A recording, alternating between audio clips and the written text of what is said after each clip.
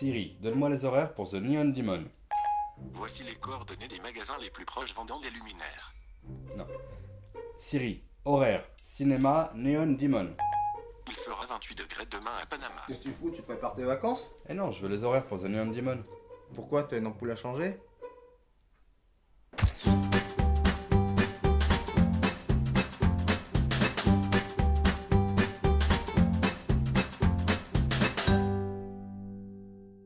Salut les internets et bienvenue sur cette nouvelle vidéo des squatteurs de ciné. Salut Thomas. Salut Thibaut. Et cette semaine, on a squatté pour vous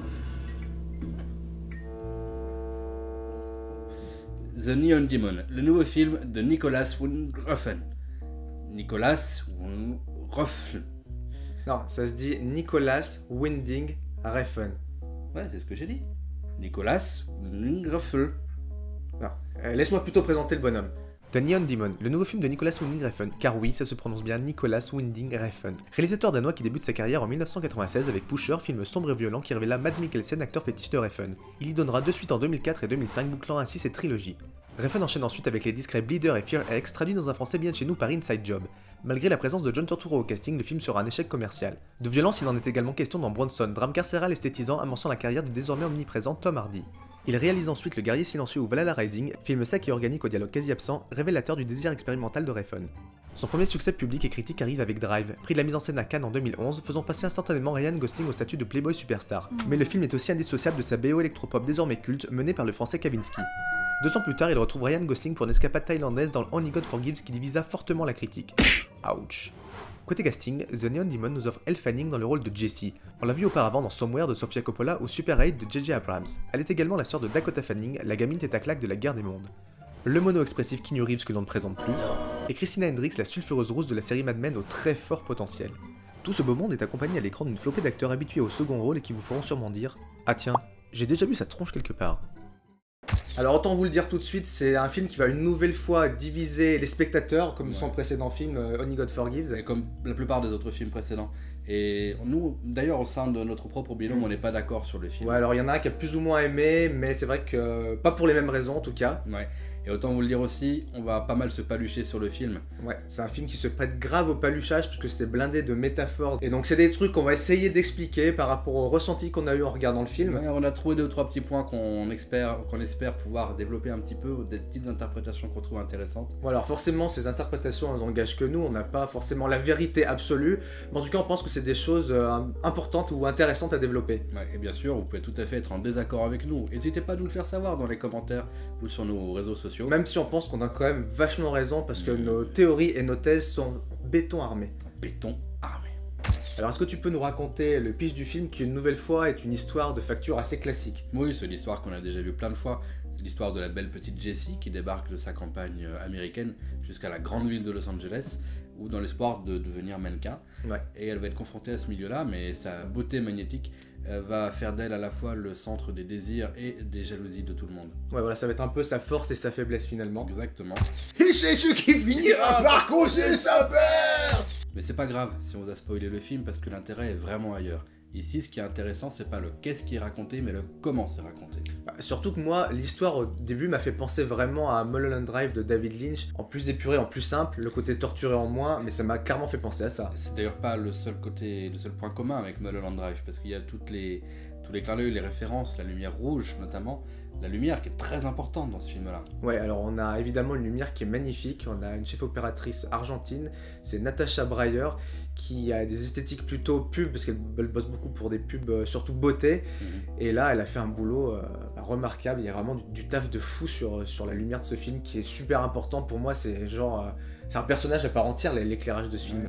Les lumières ont un sens. Par exemple, la lumière rouge, comme je le disais, a vraiment une importance capitale parce que, faites attention si vous n'avez pas encore vu le film, à chaque fois qu'un élément rouge apparaît vivement à l'écran, que ce soit dans le décor ou vraiment dans la lumière brute rouge très crue, tout de suite derrière se passe quelque chose de très violent. Et ben le fait de savoir ça et de comprendre ça en cours du film, eh bien moi je trouve que ça perd un petit peu en spontanéité, qu'on a un petit peu tendance à trouver ce qui va se passer. On se dit là, ah là il y a un élément rouge qui fait que dans la 2-3 minutes qui viennent, il va se passer un truc de type dramatique un petit peu. C'est sûr que c'est moins discret, c'est moins subtil que dans les films de David Lynch. Pour moi c'est pas un défaut, au contraire.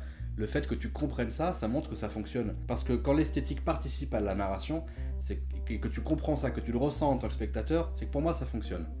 Mais l'histoire elle-même, le sujet lui-même qui est choisi, finalement c'est presque une mise en abîme de son propre cinéma. Ouais, carrément. Parce que ce mec-là, on le sait, il recherche l'esthétique dans tous ses aspects. Et on sait aussi que c'est en grande partie ce qui fait que ses films divisent beaucoup. Il a des réactions très violentes sur ses films, notamment les 2 derniers à Cannes qui ont été sifflés, hués, je crois.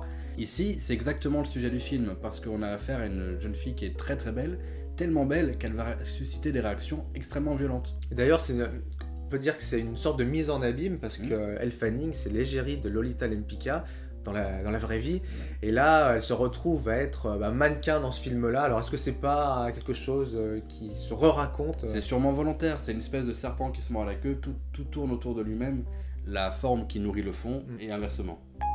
Vous cherchez un centre de remise en forme et location de ski de fond.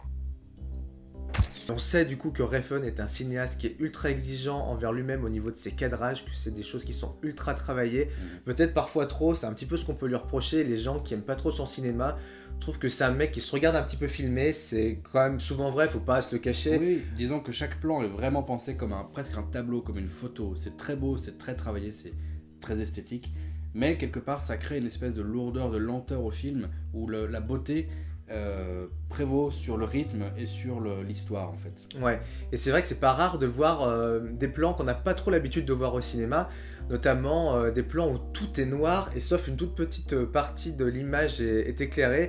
Et en général dans le cinéma on a plutôt tendance à vouloir remplir le cadre et remplir le plan avec des éléments, il faut que tout soit bien éclairé.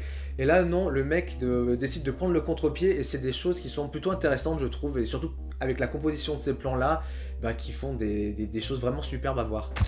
Plus on manifeste un désaccord sur le fond, plus on doit être attentif à la forme. Oscar Wilde. Nicolas Sarkozy. Un des autres aspects très intéressants à souligner ici, c'est que pour une fois, Refn n'utilise pas des personnages principaux masculins, on a affaire uniquement à des femmes. Ouais, c'est vrai qu'il y a seulement 3 personnages masculins dans le film qui sont réduits vraiment au strict minimum. Ils ont très peu de lignes de dialogue et finalement ils sont vraiment très en arrière par rapport à ces personnages féminins. Mais est-ce que ça en fait un film féministe pour autant ? C'est pas sûr, parce que les femmes sont utilisées uniquement comme des objets montrés uniquement pour être des belles choses. Alors est-ce que ça en fait un film misogyne pour autant ? Pas forcément non plus.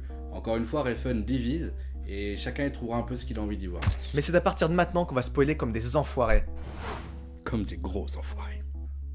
Mais parlons un peu du gros point faible de ce film, qui sont quand même ces 20 dernières minutes, qui sombrent un petit peu dans le fantastique horreur bas de gamme, tendance série B, série Z. Ouais, ça commence avec la scène de nécrophilie lesbienne. Mais je crois d'ailleurs que cette scène, elle t'a un petit peu choqué, toi.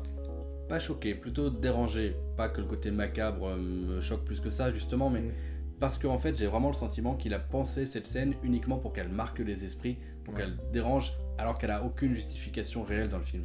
Moi, à contrario, ça m'a pas dérangé plus que ça, puisque à ce moment-là, le film a déjà basculé dans l'horreur grand guignolesque, et que ça reste quand même du cinéma, et au final, ça reste du fake. Et donc, moi, ça m'a fait ni chaud ni froid.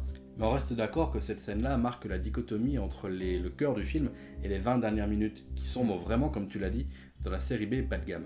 Ouais, c'est un enchaînement de scènes plus what the fuck les unes que les autres. On part de cette scène lesbienne nécrophile pour arriver à Jessie qui se fait littéralement dévorer par ses 3 ex-copines. Ouais, sans oublier la super scène de 2 nanas complètement nues. Je crois que c'est la seule scène de nu intégrale dans le film, sous la douche. Et les déluges d'hémoglobine qui vont avec. Et jusqu'à la dernière scène du film qui est aussi pour moi la plus risible, on a une des filles qui recrache l'œil de Jessie et sa copine derrière qui le reprend pour le remanger. C'était vraiment... tu le fais très bien. C'était vraiment too much. Moi, je me suis mis à rire pendant le film. Et oui, comme on vous avait prévenu, c'est le grand moment du paluchage de la vidéo. Ah oui, un petit peu d'onanisme intellectuel où avec nos gros cerveaux musclés, on va vous dire ce qu'on pense avoir compris sur les sens cachés dans le film. Car oui, nous pensons que ce film se prête fortement au paluchage intellectuel. Mais pas que. Les nombreuses utilisations de la lumière et couleur rouge, qui annoncent toujours une scène plus violente derrière. La scène où Jessie retourne à son motel et trouve un puma dans son lit. Évoque à la fois 2 choses, le viol de son intimité et la sauvagerie de la ville de Los Angeles. La maison de la dernière partie du film, sans doute une allégorie de l'au-delà et du côté démoniaque du personnage principal. Les nombreux plans qui utilisent les reflets dans les miroirs rappellent Lewis Carroll et son Alice au pays des merveilles ainsi qu'un autre niveau de réalité. C'est pour toutes ces raisons que je trouve que le film ressemble plus à une grande publicité qu'à un film, et je vais donc lui donner la note de 2 appareils photo sur 5. En effet, je trouve que Nicolas Winding Refn oublie de nous raconter une histoire. Or, c'est important, si la forme est très belle, le fond est creux et je trouve ça très dommage. Pour ma part, j'ai été très séduit par le film, c'est pour ça que je lui mets la note de 4 rouges à lèvres sur 5. Son esthétisme envoûtant et l'excellente prestation d'Elle Fanning contrebalancent les petits défauts du film, notamment un scénario un peu léger et une fin qui se termine en autre boudin. Voilà, c'était tout pour nous aujourd'hui, on espère que vous avez aimé cette vidéo. Si vous voulez poursuivre un petit peu plus l'aventure, on vous conseille l'excellent documentaire réalisé par la femme de Refn qui s'appelle My Life Directed by Nicolas Winding Refn. C'est dispo sur toutes les bonnes plateformes de VOD. Oui, on vous conseille également de mettre un petit commentaire en bas, ça fait toujours plaisir, et un petit pouce bleu si vous avez aimé cette vidéo. Et n'hésitez pas non plus à nous suivre sur nos réseaux sociaux, Twitter et Facebook. Ah, c'est moi le néon démon. Agrou-grou, magrou-grou. Siri. Et n'oubliez pas, les films, c'est mieux au cinéma. Et sans popcorn, c'est toujours plus sympa. Chaud.